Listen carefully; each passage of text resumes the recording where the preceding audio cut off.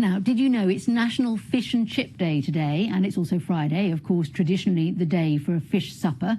You may be eating one right now. What are you having? Haddock? Cod?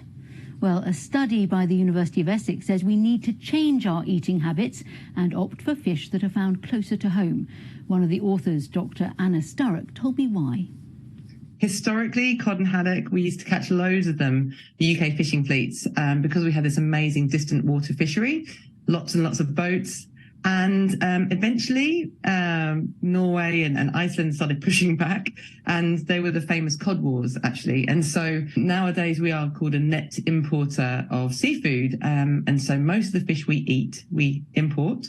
And most of the fish we catch, we export. And so from a kind of environmental standpoint and an economic standpoint, it's not the best situation to be in. Is it going to be difficult, though, to get people to change their habits because this is what people are used to eating? Exactly. I think we've gotten used to our big white flaky fish. We've been eating it since, for hundreds of years.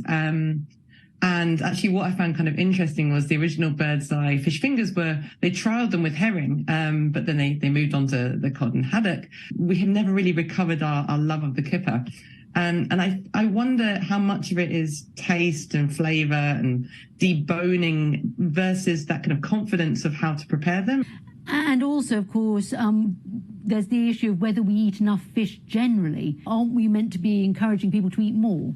Yeah, according to NHS guidelines, we're supposed to eat 2 portions of oily fish per week. And as a nation, we are not coming close to that. I think it's a kind of complex subject area because we don't want to overfish. We have to be careful. And so I think there's kind of 2 things going on there. I would like us to be a bit more adventurous in the types of seafood that we try. And try and up our intake a little bit.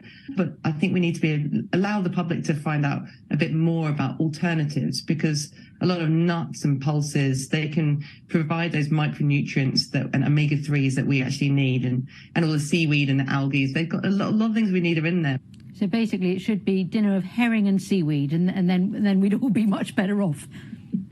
Yeah, and actually while we're here, the other thing is that eating more of the fish is another way to reduce waste. In a lot of other countries, they're kind of boiling up the whole head, the frame, and using them for soups. You can eat the cheeks of the fish.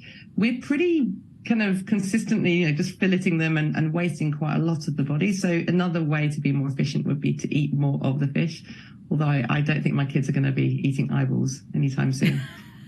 Mine neither. Thank you very much, Dr. Anna Sturrock. Thank you.